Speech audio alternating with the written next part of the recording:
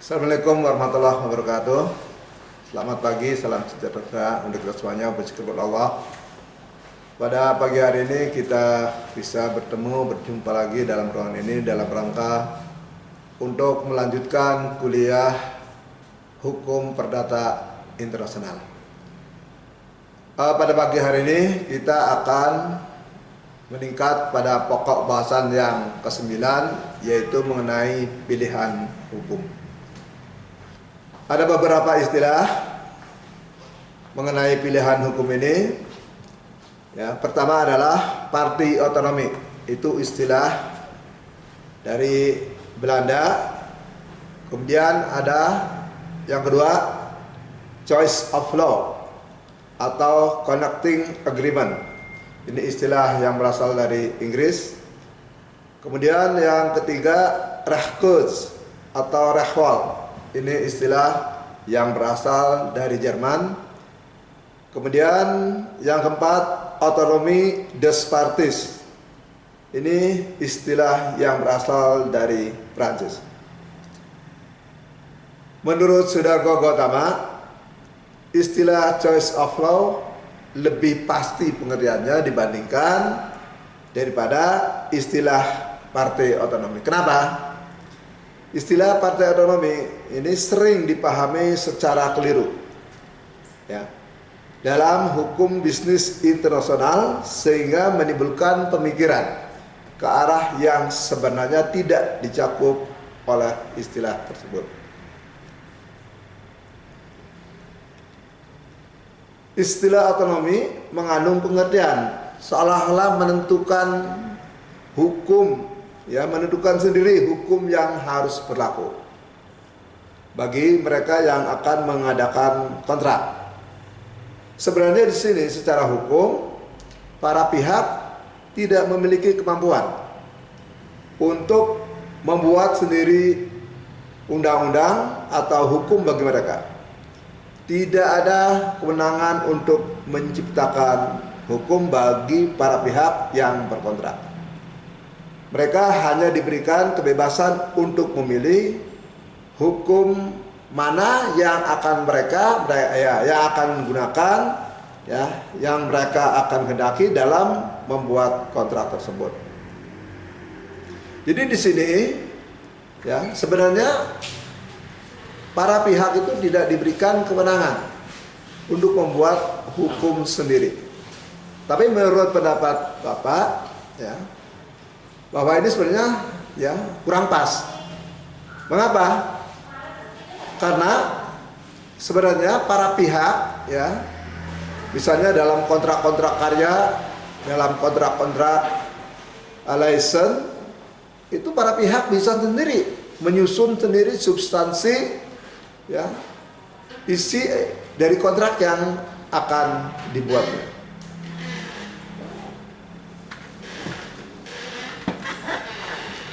Memang kalau di dalam kontrak-kontrak, ya, perdata itu ada yang disebut dengan kontrak baku, ya. Kontrak baku itu sebenarnya hanya berlaku untuk kontrak-kontrak, ya, kredit rumah misalnya, ya, dan kontrak-kontrak lainnya. Di sini kontrak-kontraknya sudah disiapkan oleh notaris yang, ya, tentunya ini berdasarkan pada, ya, aturan hukum yang berlaku. Tapi di dalam kontrak-kontrak karya atau kontrak-kontrak license itu bisa para pihak, ya, menentukan sendiri, ya, mengenai substansinya, tapi tetap berpedoman pada aturan yang ada. Apa itu pilihan hukum? Pilihan hukum itu adalah, ya, ini sebagaimana ditentukan dalam pasal 13, ya, 38. Di mana, ya, pasal 1338 ini menganut kebebasan berkontrak. Apa itu yang dimaksud dengan kebebasan berkontrak? Yaitu kebebasan para pihak, ya, untuk memilih hukum yang akan berlaku dalam kontrak dan juga menentukan substansi atau isi dari kontrak yang dibuatnya.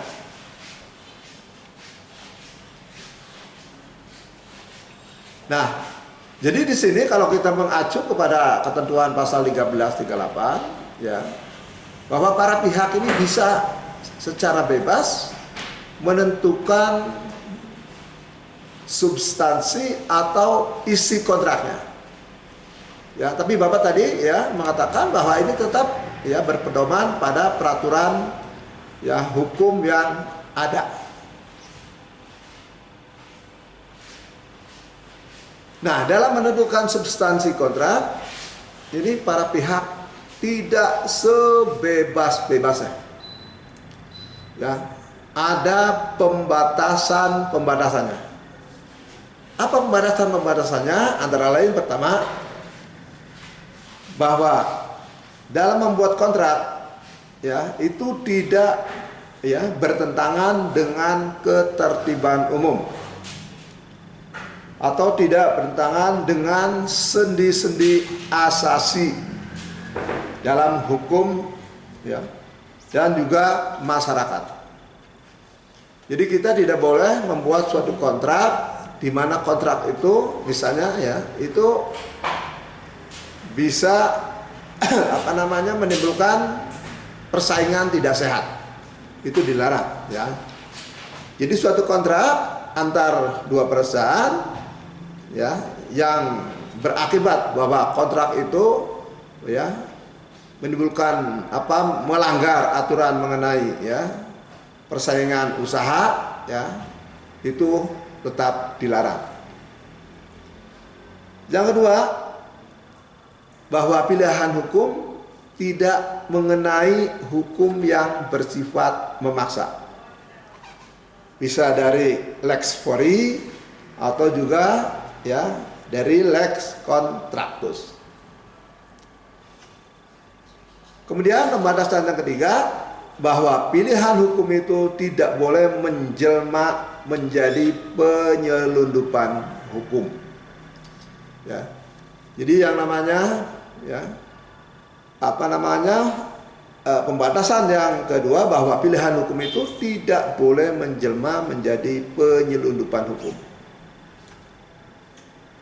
Kemudian pembatasan yang keempat, bahwa pilihan hukum hanya berlaku dalam bidang perjanjian, ya, tidak berlaku untuk perjanjian kerja. Berapa menit?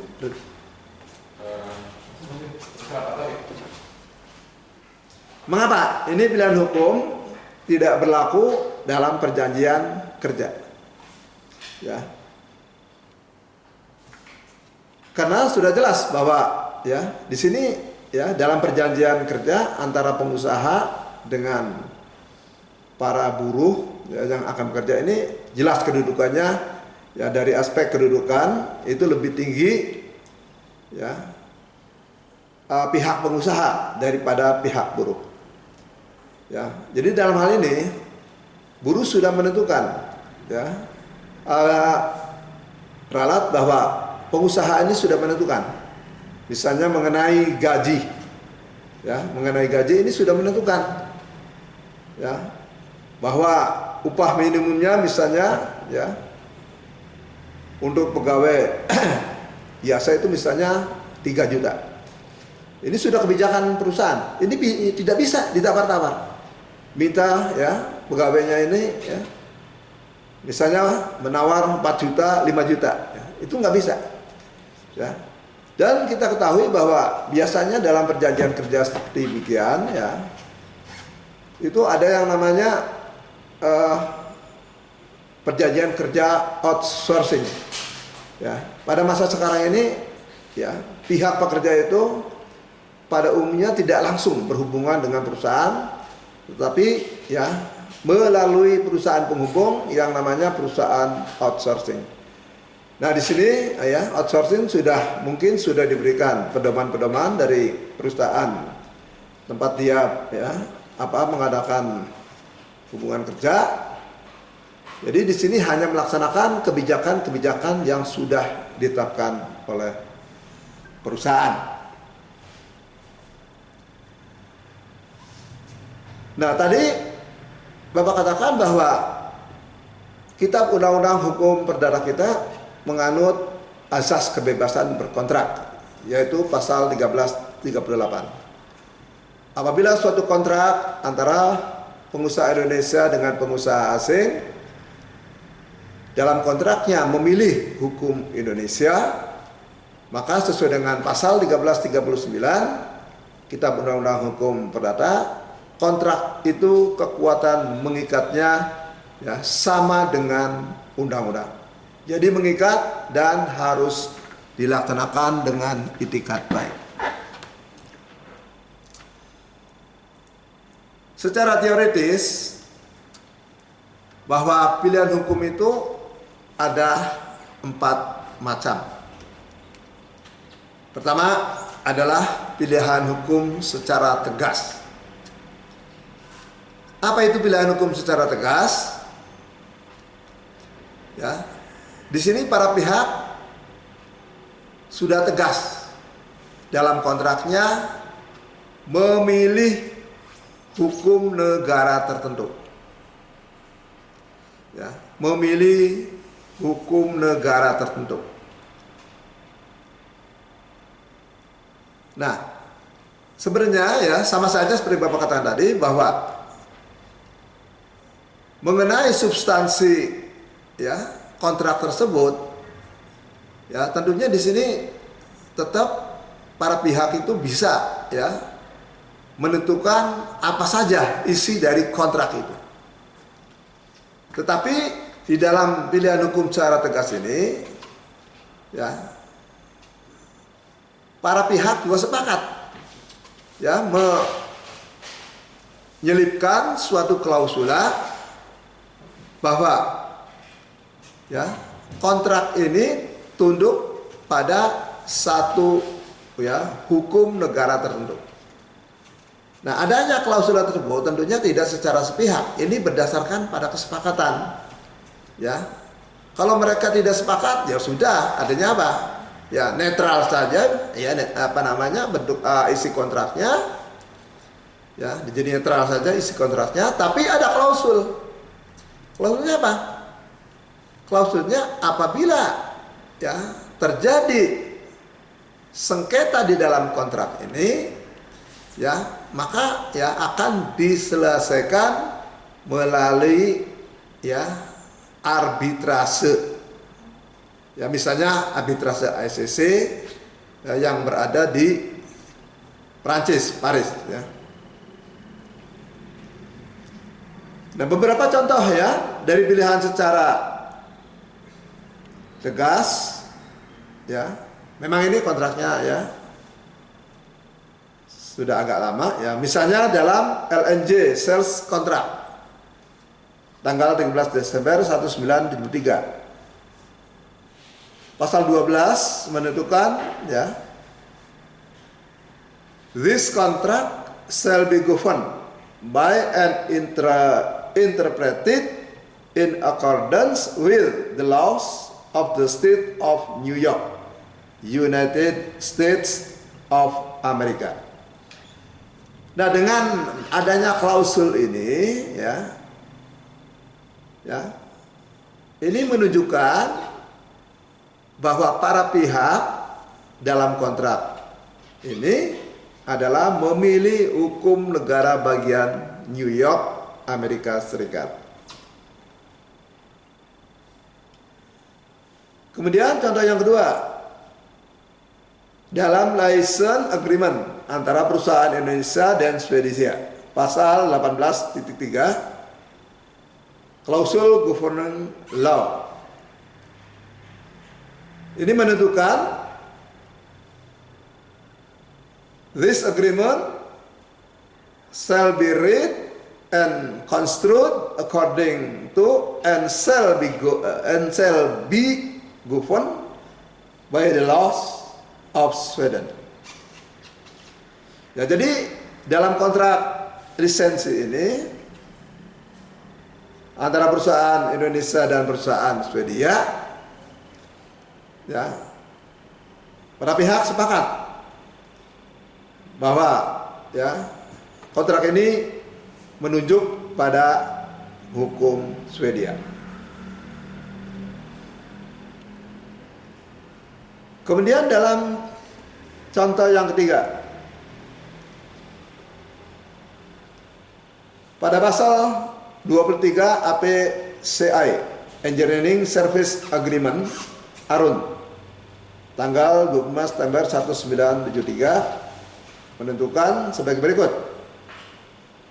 Yang pertama, matters involving patent law shall be governed by the applicable of the country or supranational body issuing of patent. Yang kedua, in all other respect, this agreement shall be governed by construed and in accordance with laws of the state of New York, United States of America. Nah, jadi kalau ada suatu kontrak, ada klausul yang memuat, ya, apa namanya, ya, pilihan hukum, biasanya ini ya diatur dalam ya suatu klausul sendiri, ya. Jadi dalam klausul itu diatur ketentuan seperti tadi, ya. Ini menunjukkan bahwa mereka para pihak ini adalah memilih hukum asing dalam kontrak tersebut.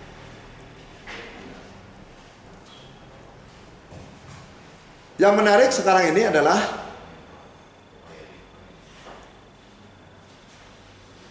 pilihan hukum yang dilakukan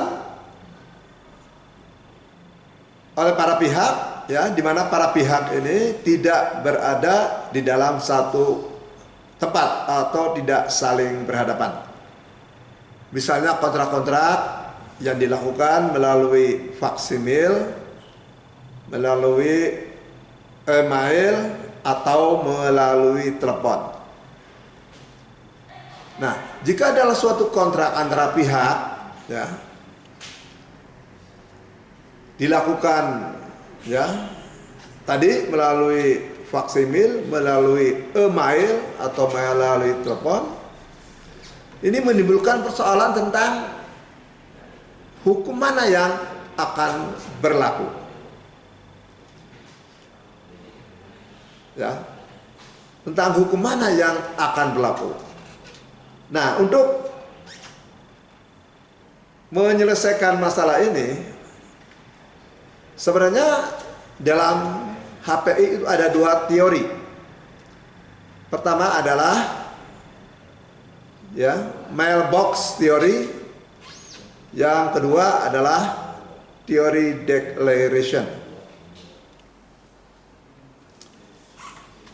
Nah, menurut teori mailbox teori, ya, apabila suatu perusahaan, misalnya perusahaan di Lampung, CV Bumi Maras, menawarkan suatu barang, misalnya CPO ke suatu perusahaan di Inggris. Misalnya perusahaan A yang ada di Inggris.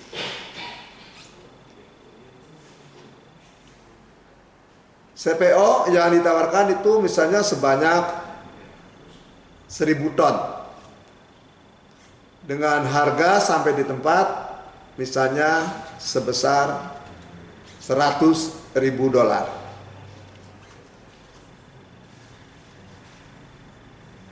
Seminggu kemudian perusahaan B yang ada di Inggris tadi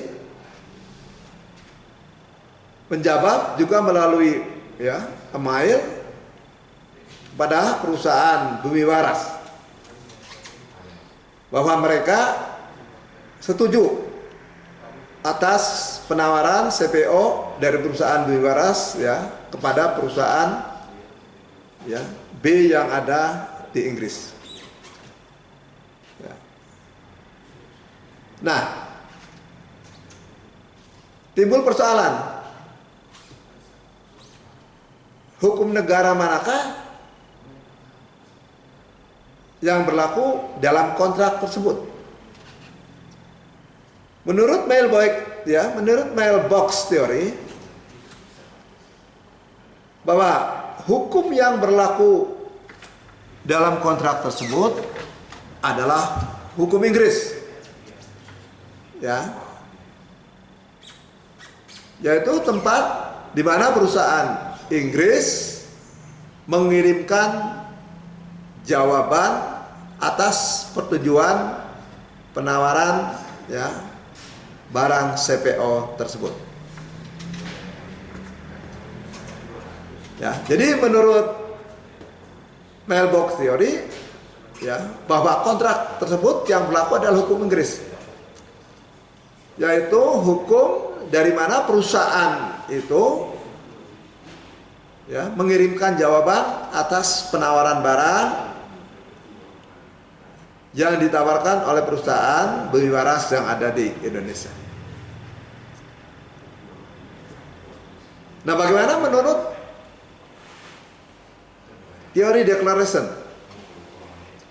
Nah, perlu diketahui juga bahwa mailbox theory ini dianut di Inggris, ya, termasuk negara-negara persemakmurannya, ya, dalam hal ini, ya, Singapura, Malaysia, ya, ke Australia, ya.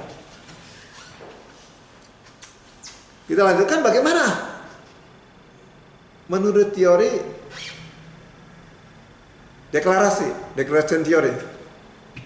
Ya, menurut teori declaration, ya, yang mungkin dianut oleh Indonesia berdasarkan undang-undang IT, untuk kontrak tersebut yang berlaku adalah hukum Indonesia, yaitu tempat di mana jawaban surat tersebut atas penawaran tersebut diterima, ya, oleh perusahaan Indonesia, yaitu CV Bumi Waras yang ada di Lampung. Ya. Nah, itu, ya. Jadi itu makanya dalam suatu, ya, dalam hukum perdata internasional itu perlu melakukan kualifikasi, terutama apabila terjadi sengketa dalam kontrak. Ya, apabila terjadi sengketa dalam kontrak, di sini hakim harus memahami teori-teori yang mengenai kontrak-kontrak yang dilakukan, ya, melalui elektronik tadi. Bisa melalui email, bisa melalui faksimil, atau bisa melalui telepon. Jadi di sini ada dua teori yang saling bertentangan. Ya.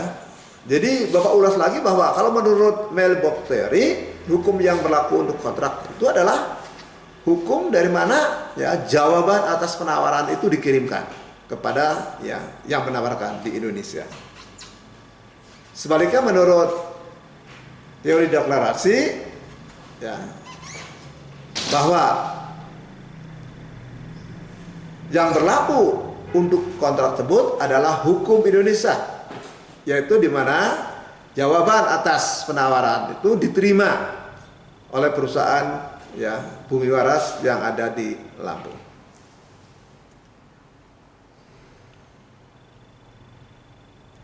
Saya kira untuk hari ini, ya, kuliah Bapak cukupkan dulu, dan untuk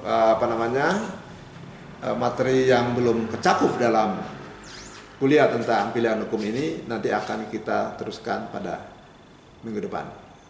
Sekian, wassalamualaikum warahmatullahi wabarakatuh.